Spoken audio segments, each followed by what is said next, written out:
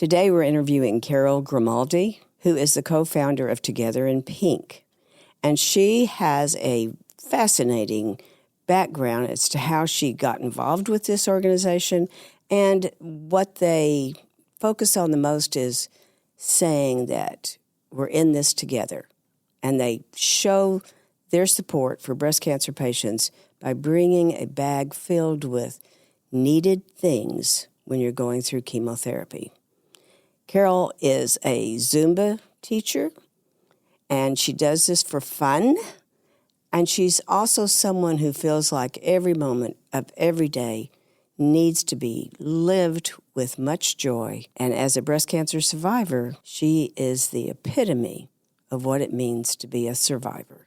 When you subscribe to our show, you help us grow. Someone you know may need to hear this story, so please share with your family and friends and consider supporting our mission at therose.org. Let's talk about your breast. A different kind of podcast presented to you by The Rose, a breast center of excellence and a Texas treasure. You're going to hear frank discussions about tough topics, and you're going to learn why knowing about your breast could save your life.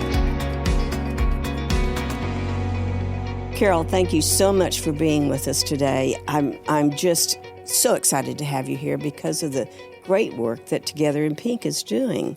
Thank you. But first, I want to know a little bit about Carol. You're in the oil and gas industry? I am. I've been in the oil and gas industry since 1995, and I continue working in the oil and gas industry till now. Oh, okay. It's been a very interesting roller coaster because I didn't even graduate into the business administration or engineering or anything like that. I actually graduated in designing graphic arts. And you ended up in oil and gas. And I ended what up is your job there? So I'm actually in supply chain. So that's what I do. Ah, okay. So, but I get to travel around the world because of it. I'm actually in customer service, sales, purchasing.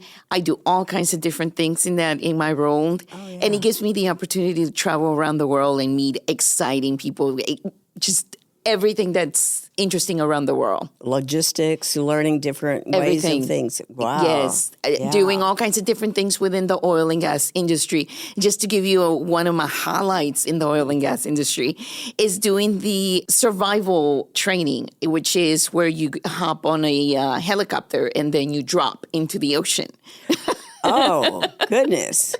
So it's pretty interesting when you do that sort of things. That's part of your everyday life, well, right? it used to be in the different roles when I was traveling a lot with the engineers. Mm-hmm. And so one of the opportunities was to go and visit one of the platforms. Mm-hmm. And so in the event, a fire, explosion, you should be able to actually do the survival training in the event that happens. And I found it so interesting. Ooh, and so I took it. It wasn't mandatory, but I did it just to see how it felt, and it was scary. You're just an adventurer, right? You love adventures. I love adventures, and I think it's so much about what life can offer. Ah.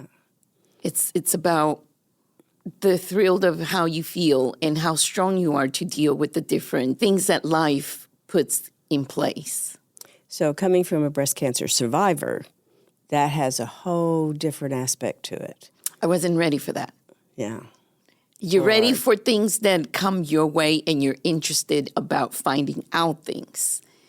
But when you are placed in the moment of being diagnosed with breast cancer, it's an unexpected feeling. So interesting enough that day that I went for my first mammogram, and I went because my gynecologist, I was going to turn 40. Mm-hmm. And she said, don't come to my clinic if you don't have your mammogram at 40. Oh. And then I said, okay, you know what? I said, I don't want to do it, but I guess I have to. So I remember that I went that day and I had multiple meetings at work that day. And I booked my appointment right in the spot of my lunch hour and giving myself 2 hours. So I said, okay, if I can get it done in 2 hours, it will make me to my 2:00 meeting and my 4:00 meeting. So I should be okay. And I remember I went, I did it. I felt molested for the first time. And then I went into the lobby, and the technician says the radiologist needs to see you. And then I went through another test, and it hurt. And then at that point is when they said we need to go right ahead and do a biopsy. At this point, I didn't even think much of it. But I could relay a biopsy because my dad had just barely gone through a biopsy, and I saw how painful it was. So I related the pain to that, not so much what was going on with me. I remember I did the test. It didn't hurt. Again, I did the biopsy, and I still went back to work. And I remember that I was going 100 miles per hour, so I put the Walgreens sticky note on my monitor, and I said, in case my doctor calls me and needs to prescribe something, I'll have the number right away rather than looking on my phone.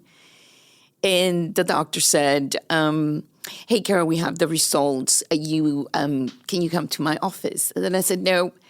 I said, whatever you need to give me, I said, just tell me now. I said, I don't have time. I have the number already to Walgreens. Whatever you need to prescribe, here it is. And she says, it's more than that. And then I said, okay, assist, let's do it. What do I need to do? I can exercise, and I can get it done and over with.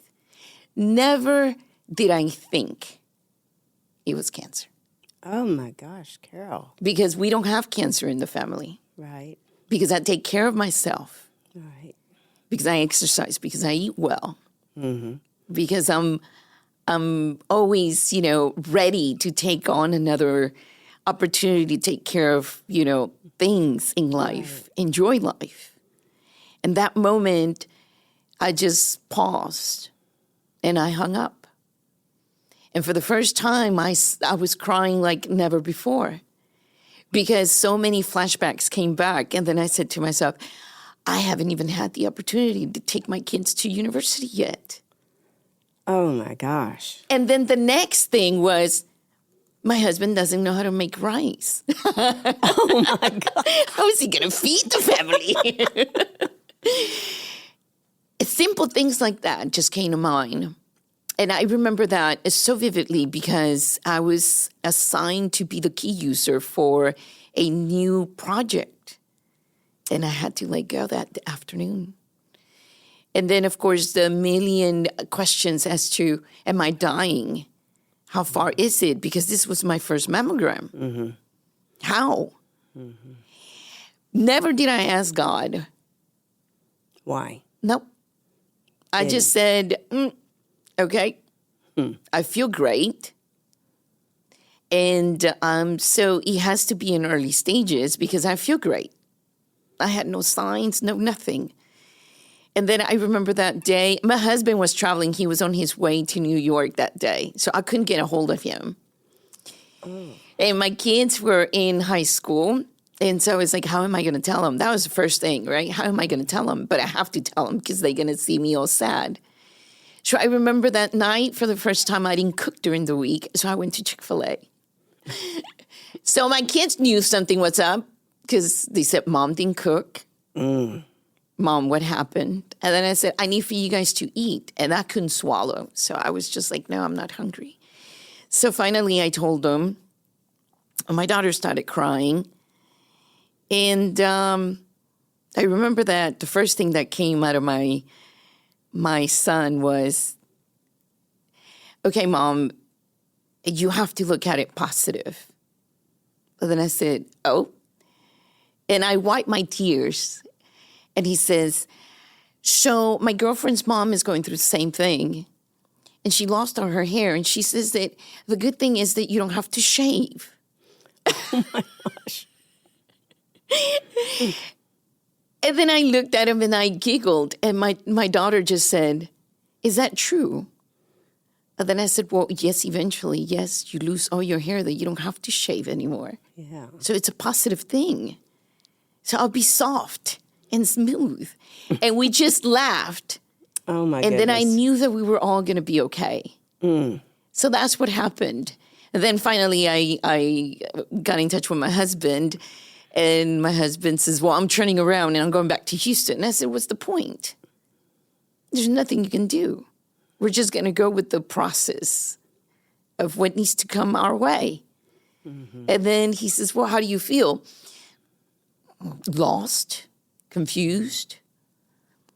But I'm not the first one that's going through this. So I'm not going to be the last one either.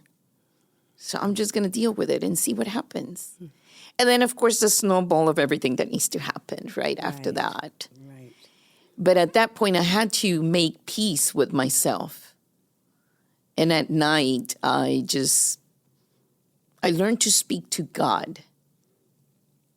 And normally we pray at night. And because it becomes a habit, you just say, thank you, Lord, for, allowing me to finish my day and this and that. That day, it was from the heart.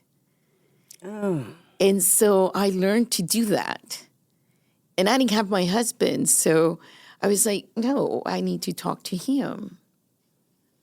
And then from that point on, we just went through the whole process of going through that. Then I learned to understand what breast cancer was and what I was made of. Because everybody participates in the 5Ks, 10Ks, breast cancer awareness, all kinds of stuff, but you really don't understand exactly what happens. Mm-mm. What are we made of? Oh, I'm made of 3 elements, 2 hormones, 1 protein. Who would have known? Right. And I had to learn that I wasn't producing anything. I'm a triple negative, stage 2 cancer survivor. And how many years now has it been? 10. Oh, my goodness. Yes. I made it. You made it. You made it, for sure. I made it. I felt like my surgeon who followed me till last year, she says, I released you to the pond now because you're now back with the rest of the ladies. And I was like, yes, I made it.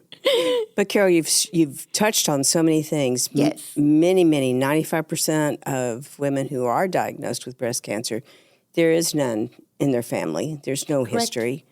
And I think the other thing is having that first mammogram. What a wise doctor. Yes. To insist on that. You probably, now that you've been through this journey, you know how much confusion there's been around what age to start. Think about it. If you hadn't had it at that age, we might not be talking today. Correct. Because what I went through, you become more aware of the silence that women go through. Mm-hmm. And by that is you don't speak about your breast. You don't speak about how you feel. What you should be doing in order to be comfortable in this area. Eating habits, sleeping habits. Mm-hmm. The whole wellness part of it has so much to do. In my case, it was environmental, whatever that means. Right. Right. We hear this. No one knows what causes this. No. And, unfortunately, we don't have that absolute, we could prevent this forever. Correct. No, we're not there yet. No. But I think it's also interesting that you talked about you felt molested. Now, some of our viewers and listeners have not had a mammogram yet. But that's a very common, if you're not used to going to the doctor, you're healthy, like you said, you felt great. I did. That's just not something that you do. No, you don't. And I think it's an uncomfortable feeling to some women. And to some, they just have this fear that they don't want to know that they have something. Mm-hmm. Of course, for you, it was just the doctor said, don't come back, so I have to go do this. Yes. You were very logical. Exactly. I love that I allowed 2 hours of my day to go to this health thing. Because I had a project coming up. Oh, of course. And so then I said to myself, okay, if I don't do this, then the doctor's not going to see me. And I don't have time between September and December. So I have to do it now in September. And I could see her face telling me, don't come back if you don't have those test results. And it's like, when you're growing up, you can hear your mom, don't do this. Yeah. And if you do it, you're going to get in trouble. So this time it was my doctor. And I was like, I need to get it done. I need to get it done. But your whole life was planned. Of course. Of course. Of course. But it became to a halt. Mm-hmm. And then my whole life turned 360. And so many things went through. I didn't know what cancer was. I didn't know what it actually did. I did not know anything about the treatments, the side effects, what the outcome will be. I didn't know anything about it. I had 6 treatments, and at the 4th one, I told my husband to let me go. I said, I can't do it anymore. It's too painful. Oh. And he says, but you're a strong spirit. Yeah, my spirit's there. My body's not. tired, yes. I said, I can't do it. I can't sleep at night. I said, I went from 114 pounds to 148 because they had to put steroids because my body could not deal with all the changes. Right. And I told my husband, let me go. And he says, okay, I'll let you go. But you have to tell your kids that you're giving up. Oh, my gosh. And I remember that night, and then I said, no, because you're my pillar. You're supposed to do it. And he said, yeah, but you're also their pillar. So you have to let them know. I'll let you go because that's what you're asking me to do. Boy, you're surrounded by wise people. So that night I went to sleep crying because I was like, my husband doesn't have my back. And that night, again, I talked to God like I did every night. And then I said to myself, I'm always telling my kids, don't give up. And if I give up, then I'm the one that's setting the example. Ooh. So then I just had to continue. And then I remember I took my last treatment. And at that point, I thought I was just going to die because every bone in my body hurt. By then, I had lost my nails, my toenails. And I was still working. Every day I was working. But I went in style. I went and I put on black gloves because I was losing my nails. So I was wearing gloves while I was typing. I was like in style.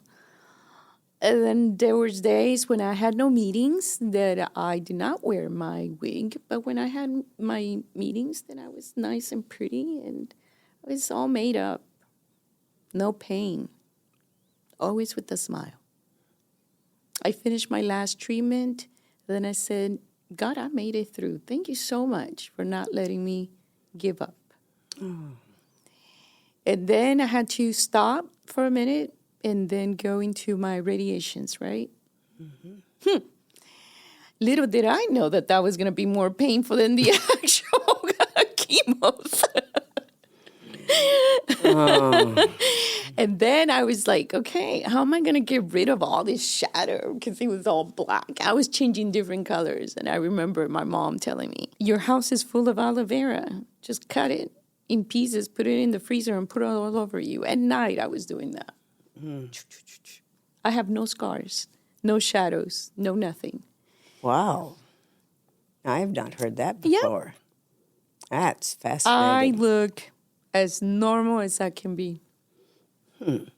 And I went through that process. Nobody explained to me that radiation was going to be painful. And I was going to enter in this fatigue mode. And so luckily enough, I was taking my radiations at night. So at 7 p.m. I was doing that. So I was done and I was going straight to bed. And I was ready for next day work. Right. So it was fine. Then the process of recovering, that was unexpected because I could not walk. My pain was so severe that I had to take hydrocodone. And every 4 hours I was taking those pills, and they were not making me sleepy or drowsy or none of that. It was like taking Advil. Goodness. And then I knew that the pain was so intense. I think it got to one point that I couldn't deal with the pain anymore. I had to go into the hospital, and they gave me morphine to actually bring me back to a normal state of mind. It was quite a roller coaster ride, but I still listened to music.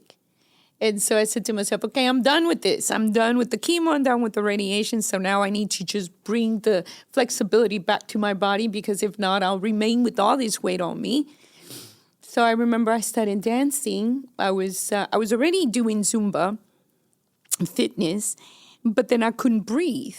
I remember it was 30 seconds and I was gasping for air. So then I just started dancing on the chair, and I would go into the classes, and I would just get a chair and I would just move my arms up, side, up, down, all kinds of stuff. And then I said, well, what am I going to do with my legs? My legs I cannot stand for long periods of time. So then I remember that I told my husband, I said, I need a membership to the gym. And he says, what? He says, you can't even move. I said, but they have a pool. I don't have a pool, so I need to just jump in the pool. I need to float because I can't move. And I remember that for 6 months, I was in the pool, and I would just flip over, and then I'd just float. And then little by little, I started moving my legs and my arms. You got your strength back. I got my strength back. And then after that, I got on the bicycle, still doing Zumba, and just trying to gauge my, my ability to breathe. And then after a year, I said, I'm going to become a Zumba instructor, and I'm going to teach others how to walk. And you're still doing that. And I still do that. So I remember that after a year and a half, I found a nonprofit. It's igopink.org. They were based out of the Woodlands. I remember I joined them, and I became their ambassador. And I went and I did so many different things. And my main focus was to do fitness classes, Zumba classes. And then every October, I would book all my classes, and I would tell people, bring me makeup, because they do a bag with makeup and for cancer patients. Mm-hmm. COVID came, they closed. Then I said, I can't stop. Ah. And that's how Together in Pink came about. I wondered what was the prompter. And now you're a co-founder, and your cohort in crime is another breast cancer? She's also another breast cancer survivor, yes. Tell me her name again. Mirta Leon. Ah. Yes. So you two got together and said, we're going to do this. She was my student. Oh, my goodness. She was my student.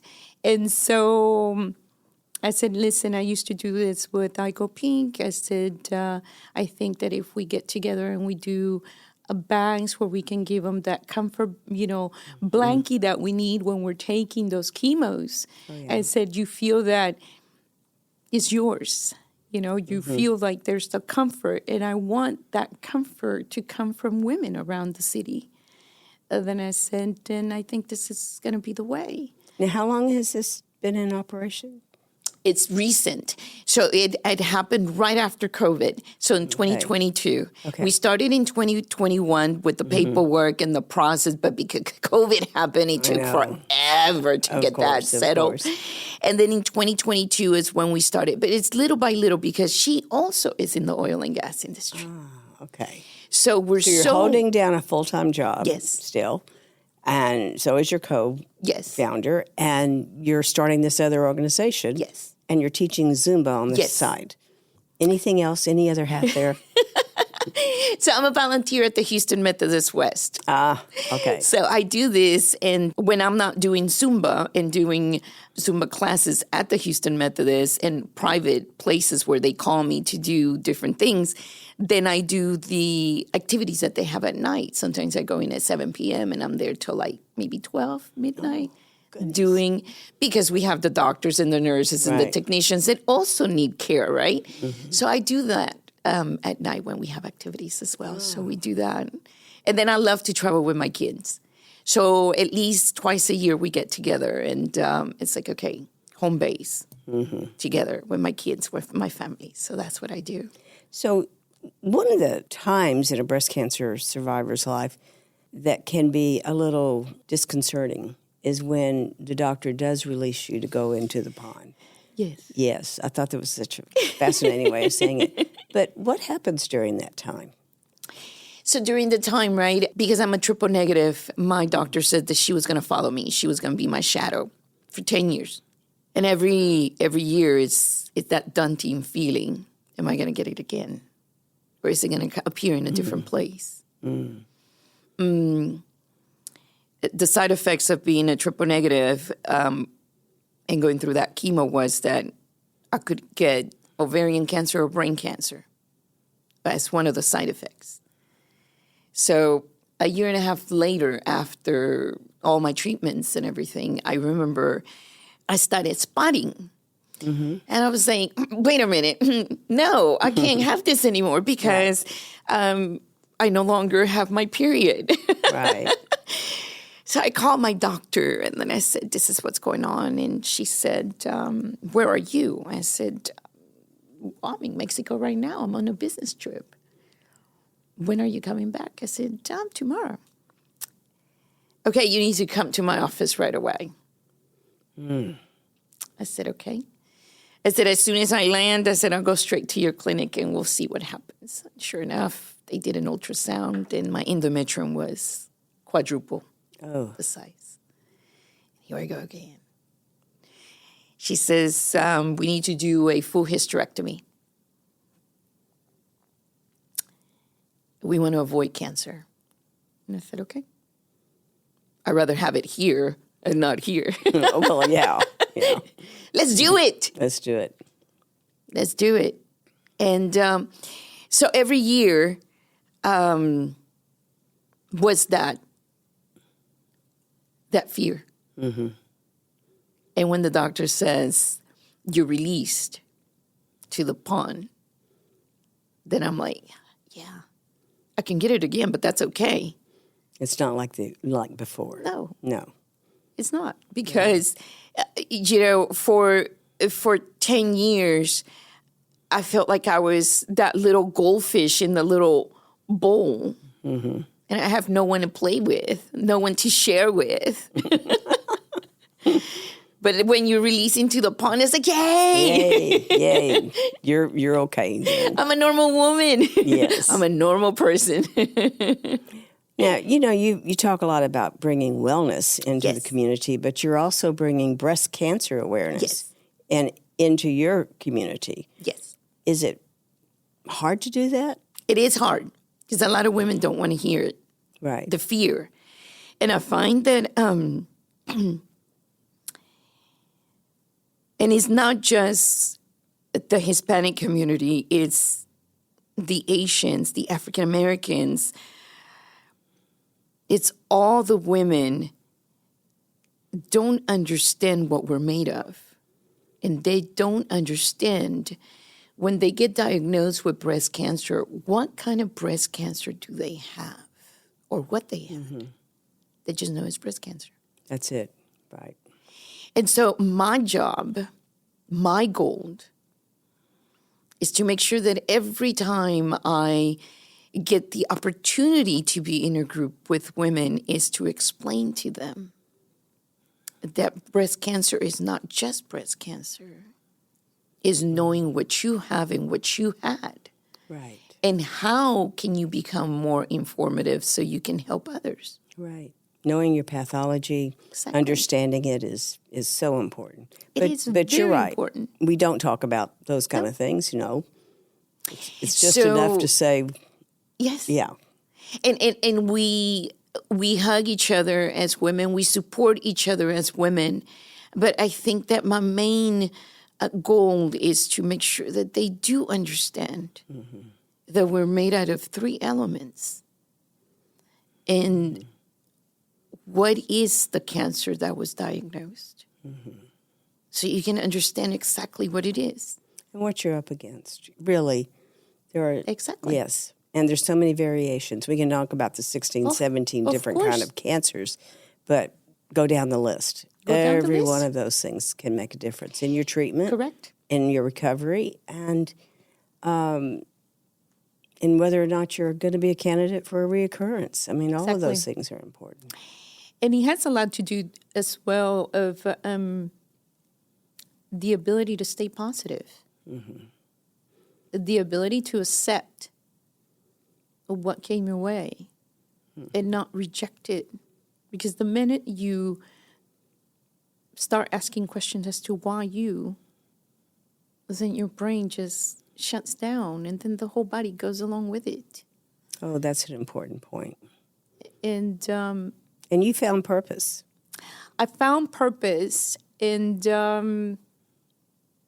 that's the reason why I believe that 10 years later, I'm still here and I'm just dancing like a little jumping bean.